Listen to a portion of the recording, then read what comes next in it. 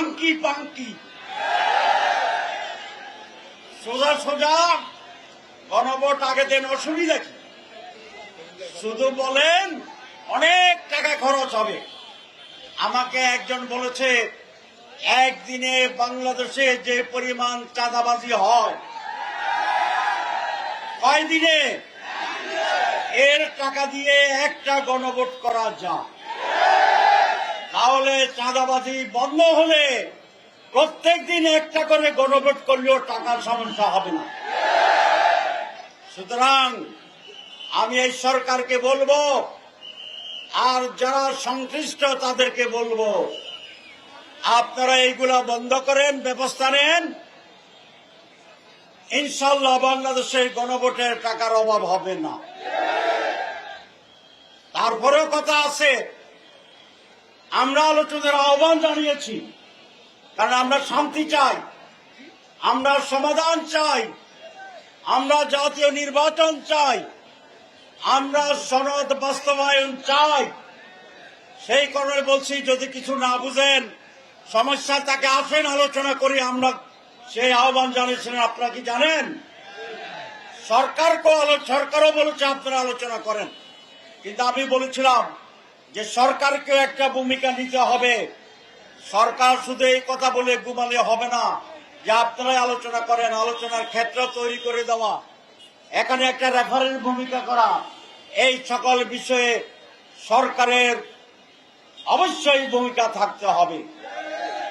2 নম্বর কথা, জামাত ইসলামী ইতিমধ্যেই আলোচনার জন্য একটি কমিটি গঠন করেছে, আপনারা জানেন। আমি আজকে আবার আহ্বান করব যে সমস্ত দলেরা আছেন সংশ্লিষ্ট, আপনারা আলোচনার জন্য কমিটি ঘোষণা করুন। যদি চাও টেস্ট, স্বাদ টমেটো সসই বেশ। অবিলম্বে আলোচনা শুরু হোক। সময় ক্ষেপণের পলিসি লাভ হবে না, আমরা বুঝে গেছি। আমি বিএনপির মহাসচিব মাননীয় মির্জা ফখরুল আলমগীর মহোদয়কে সকালেও ফোন করার জন্য চেষ্টা করেছিলাম, পাই নাই। ইনশাআল্লাহ এই প্রোগ্রামের পর থেকে আমি আবার ওনাকে ফোন করার চেষ্টা করব। ওনাকে আমরা ব্যক্তিগতভাবে অনুরোধ করব যেন বিএনপির পক্ষ থেকেও দ্রুত এই আলোচনায় অংশগ্রহণের সিদ্ধান্ত আসে। তাহলে আমি আশা করি, জাতি আশা করে, আর রাজনৈতিক বিদ্বেষ নয়, আর হিংসা নয়, আর তরুণের বিরুদ্ধে লড়াই নয়। জাতি মনে করে মেজর পলিটিক্যাল পার্টিগুলো বসে শুধু সনদ নয়, আগামী নির্বাচন কিভাবে হবে, কিভাবে ভোট কেন্দ্র নিরাপদ থাকবে, ভোট ডাকাতি আর হবে না, এই সকল বিষয়ে মেজরের রাজনৈতিক দলগুলোকে ঐকমত্য পোষণ করতে হবে। জাতির কাছে ওয়াদা করতে হবে টেলিভিশনে যে আমার দল কোথায়ও কোনো কেন্দ্র দখল করিবে না। যদি করে তাহলে সেই আসনে নির্বাচন ক্যান্সেল হবে। আমি সেটা মেনে নেব। সকল দল এই কথা টেলিভিশনে বলবে।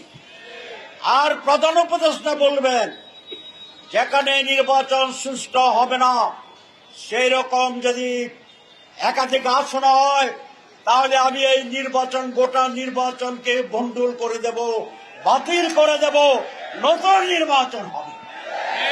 এই কথা জাতির কাছে টেলিভিশনে তাকেও বলতে হবে। কারণ 54 বছরে আমরা সঠিক নির্বাচন পাইনি।